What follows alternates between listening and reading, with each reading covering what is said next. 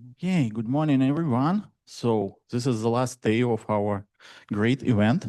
I find it really great so far. And we are now in the last push for the 4 talks. And the first one will be given by Frederick from University of Hamburg. And that will be accelerated data compression with parallelized filters. Thank you. Hello. Hello, hello. Oh, yes, very good.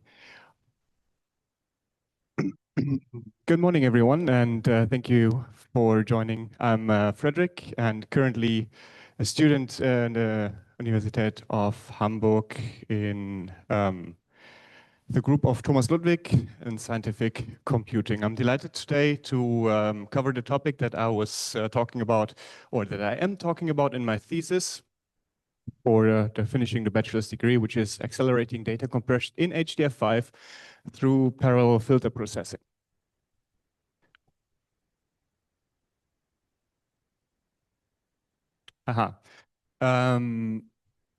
First off, some background information, how actually I got into here and into this topic. With my advisors, I was sitting together, and previously I was doing some projects with the Deutsche Klimarechenzentrum, so the climate center over here, and the Levante HPC. And previously I've been working in SAR, and we have been talking about it a little bit with the possibility of doing things in parallel. And the idea now was to basically say, create some data set and let's see how HDF5 handles it using LZ4 filters. Filtering, sorry, this thing is falling down. Filtering happens because at the moment I/O is a little bit of a bottleneck of the HPC system, especially when you're just creating a lot of data continuously without doing anything else, just creating and writing. And sometimes if you just would write it raw, it takes a lot of more space, and at some point you will be overloading the I/O pipeline. Some facts that will be used later on in the benchmarks as well. This data set was just counting ascending, every odd number being 1, and this gives an LZ for roughly 1.993 to 1 compression ratio, which was first used to just implement a filter in HDF5 and see if it actually works, especially with big data sets, as we cannot open it with HDF view, for example, if it's several GB bytes big. And just in the beginning as a little benchmarking tool, I would say. So first off, we were tracing the data set from the API to the final write, going through all these different stages within HDF5, which has been grown historically a little bit, which went from the API into the cache, and then when the cache is full, we have the evict of the least used item, and it goes through the entire library and only then filtered just shortly prior to writing it into storage. But what about if you don't need any caching? As I said, we just create a lot of data, write it to storage, and we do not want to have any caching. We just want to simply and stupidly write it into the storage. Where can we apply parallelism? And what about enable thread safety? We've already heard by some of you that basically the flag enable thread safety is making the entire library a critical section, which is already covered also by John Meinzer and Elena in a paper early on. Now, how's writing a data set happening right now? And we have, if we just install HDF5, we have the native wall connector and the POSIX VFD, which I've been using as well, just to make it as simple as possible. And when I was tracing the dataset, I came across the H5D chunk write function, which is in the mentioned file. And we can see that it's basically just iterating in a while loop over every single chunk that was created. So one after the other, which means that we are having one chunk, we store into cache and later on just evict it from cache, filter it, write it, and then we wait until the next chunk is ready. It's especially the caching is great for just having a lot of chunks available and writing them in sequence to accelerate I/O. But as I said, we don't need it really. I've been coming across a couple of problems that are also being worked on at the moment, which is the error stack, the context stack, B trees, and all of those things are hard to implement within the library itself.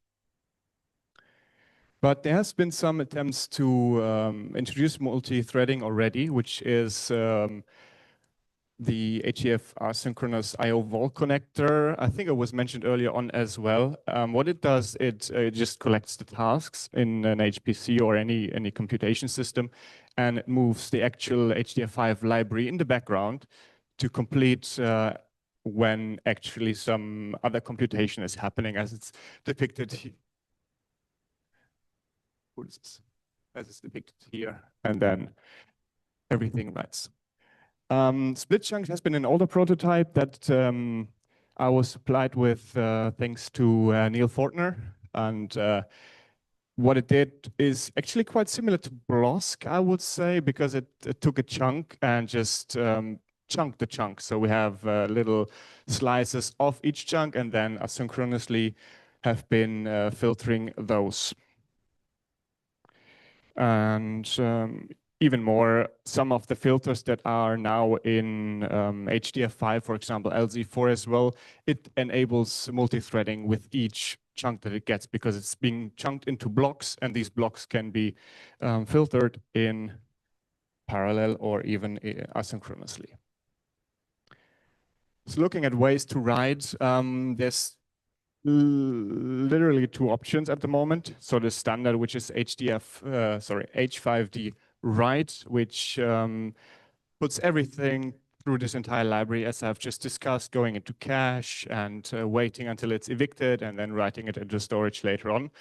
Or some optional feature, which is also registered on library initialization, which could be used. And we've been hearing about this in implementations of H5Pi, the write chunk. So it's basically the direct writing of a chunk. Unfortunately, this is also an API function. So from within the library, if we want to just hand it a big data set, if we enable thread safety, then we run into deadlock because then we would call an API function again. And this is already in a critical section and blocking everything. Luckily, in 2012, there was a bypass involved, which is in the request for comments in the direct chunk write by Raymond Liu, which basically bypasses the library's data conversion and filter pipeline and write data chunks directly to a dataset in the file. And this is actually used by the optional write function by the vol connector. The benefit of this is not an API function. We have this only as, I believe it's a package function, and it's not locked in any case. I mean, this means that locking needs to be introduced in it if I want to call it from another API function, but it can be called without locking the entire library. And when chunks are being put into it, filter is already applied. So this means we can actually do something about the chunks that we have, filter it, and then put it through there and write it to storage. Another problem, though, is that, as it says, bypassing the data conversion and filter pipelines. So actually, we have to make sure that whatever we promise, the property list in the beginning of creating the data set, we actually do apply. So otherwise, we have corrupted data because nobody would know how to decompress it again afterwards. To do this, I introduced a new API function which handles all of this. Setting up of the property list is as usual, so we can write which filter we want to use, how the data set is being chunked up, and what we actually want to apply. As in H5D write, in the normal function, we take the whole buffer of whatever data we created. So we don't have to, or the user don't have to think about how to chunk it and provide it to the library that everything would be correct. It just hands it as in H5D write. And then using some internal thread pool to do the chunking and applying the filters that was promised to the property list earlier on, and writing it then through the registered virtual file driver.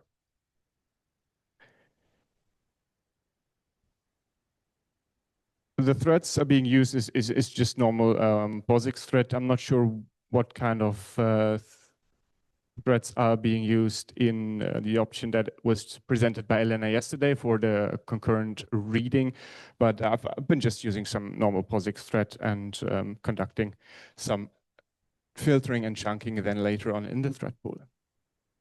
You can see some little model of how it started off here. So we have this HPC system. We create some data. We have the chunking function, which runs unsynchronously. Put everything, all the chunks into queue, and then later on filter those and write them with this chunk direct write function, which is a package instead of an API.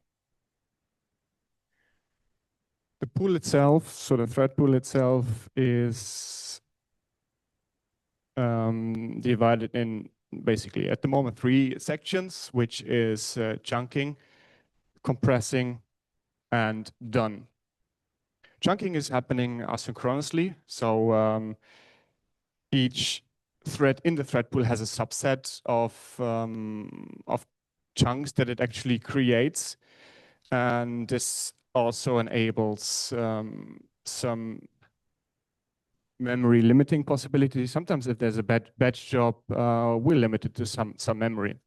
If we run out of memory, the batch job terminates. We don't want to have that happening because sometimes the user only thinks about, I want to have this much of memory because I'm just supplying this much of a data set.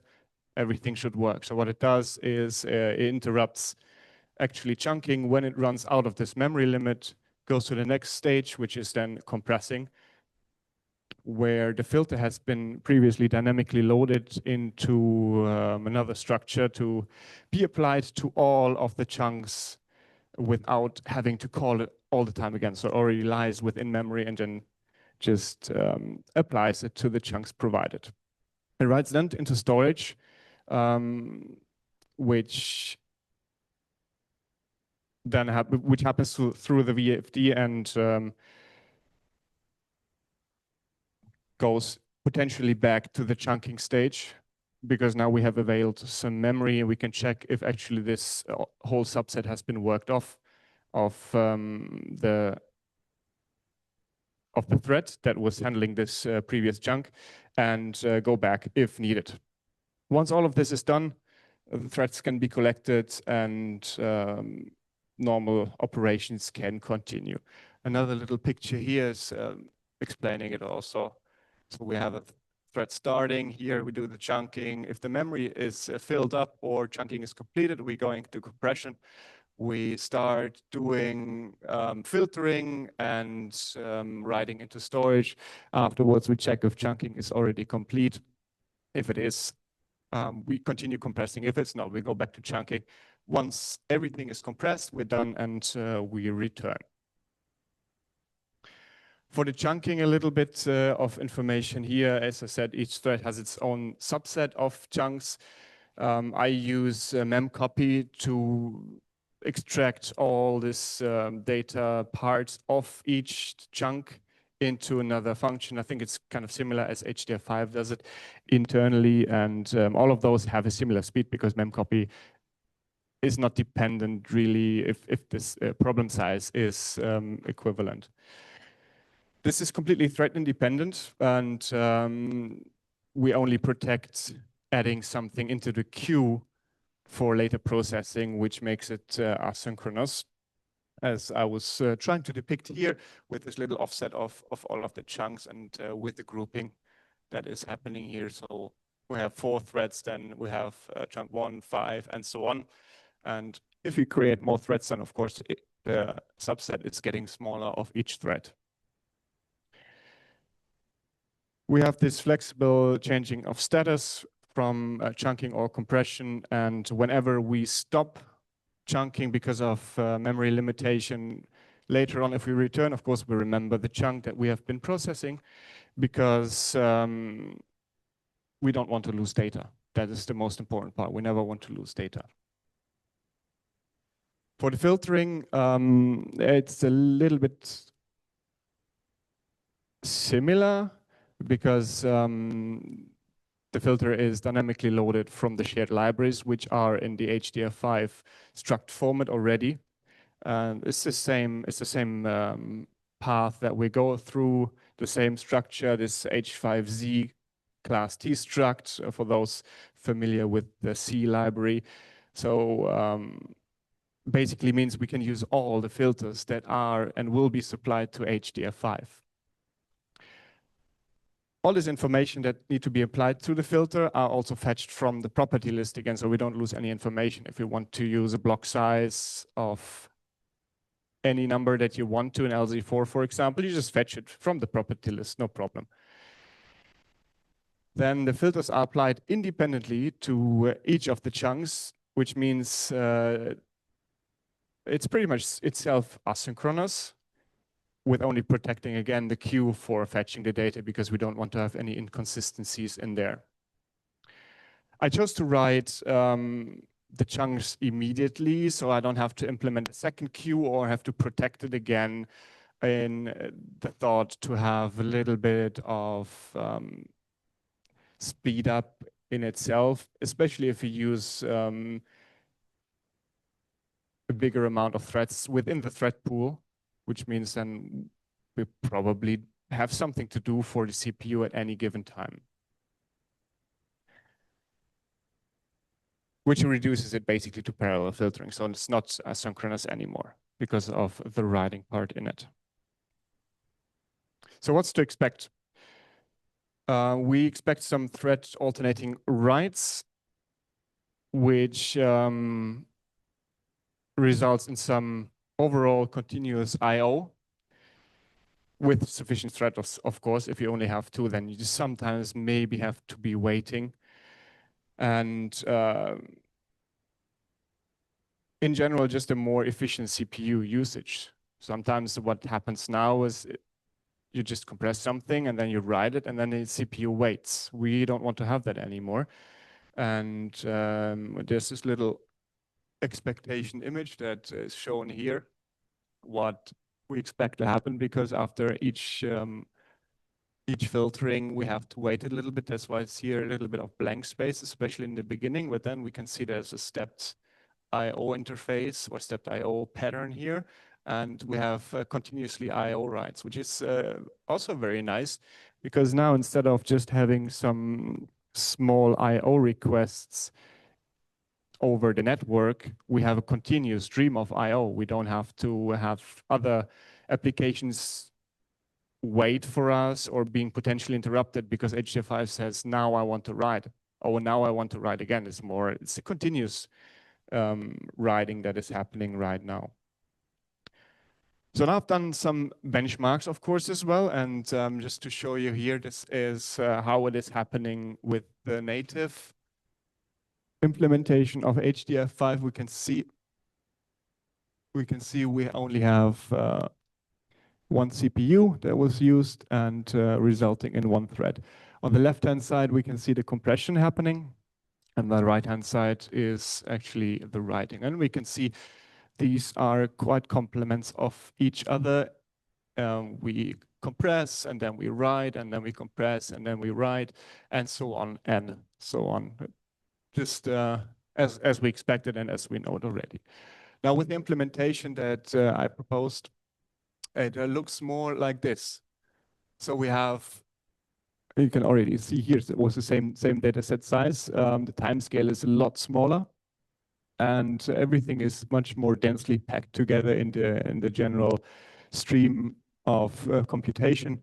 This is the filtering again on the left-hand side. A lot of work is being done here, and it's just some little blank spaces where each thread has to wait for another write possibility because it was too fast compressing the things. And on the right-hand side, we actually can see the stepped I/O pattern just in reverse this time, unfortunately, while I was benchmarking it. So what is happening is that we have actually continuous I/O with using the library as it would be with H5D write, which is supply the buffer, and then it happens just automatically from within inside. More interesting now, as we can already see, the time here is now much smaller scale. I run some benchmarks and the Levante HPC system on a compute node, which uses 2 of these CPUs with 128 threads each. And the problem size was just some 3 GB of random data. Again, it's like every odd number being a 1 with 4 MB chunks. It can be, of course, altered, and 100 samples each. We can see here the first one on the left-hand side of each graph is the native implementation. It's like almost just above 17 seconds, just above 14 seconds, and so on. And especially here on the right-hand side, there was the HDF5 deflate filter used that is already implemented into it with the maximum compression level 9, which is unusual to use. But just for benchmarking purposes, and the y-axis in this is in a logarithmic scale.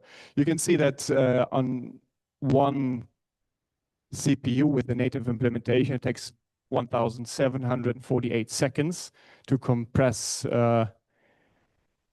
all of those chunks in this data set. And if we go to 2 threads, it's halved. 6, it's 1/6. So when you use the full threads that are being provided by one CPU, time is cut down by 1/128. So it's inversely proportional in runtime towards the threads used. And I found this very impressive, especially if you just want to write data as it's being done in the climate center. Potentially with some other mechanisms like the asynchronous I/O wall filter, where we can actually push the I/O to a later stage. This might promise some big benefits in runtime, what is, I guess, already being worked on to substantially increase the performance of the library itself without changing the interface of it too much for end users using Python or any other wrapper around it. This sample is a little bit limited though. It just takes some integers, but it showed great potential to be implemented into it, especially when you're using big computational runs that go over several hours or days. You can save a lot of time and resources while still having the certainty of writing your data correctly. This is all I was covering in my presentation for today. I again thank my people that helped me while doing this thesis and this presentation, Anna Fuchs and Janek Skor and Thomas Ludwig, and all the people from the HPC to support and avail the resources that I've been using with the HPC system. Thank you.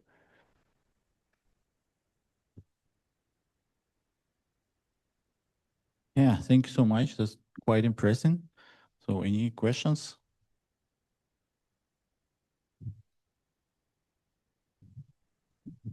The benchmarks were on a GPFS file system? Actually, the file system, I'm not really sure about. Maybe the Lustre? How many OSTs did you use? What was your stripe count? Do you know how many? I think I didn't write it on the Lustre system, just on the hard drives there. Yeah, I used the physical drives. Oh, mounted locally? Yeah, I think so. So I had usually 2.5 GB of writing per second. Okay. Yeah.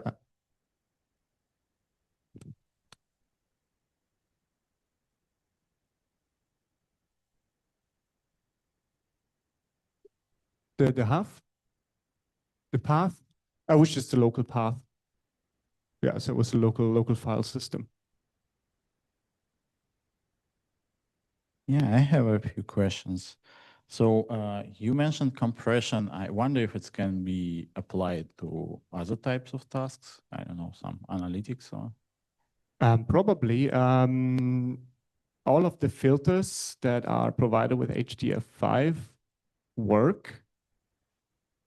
And as long as you promise things to the property list and you apply it later on, I mean, of course, some things have to still be implemented because running out of time and running out of dimensions that I was covering this topic in this bachelor's thesis.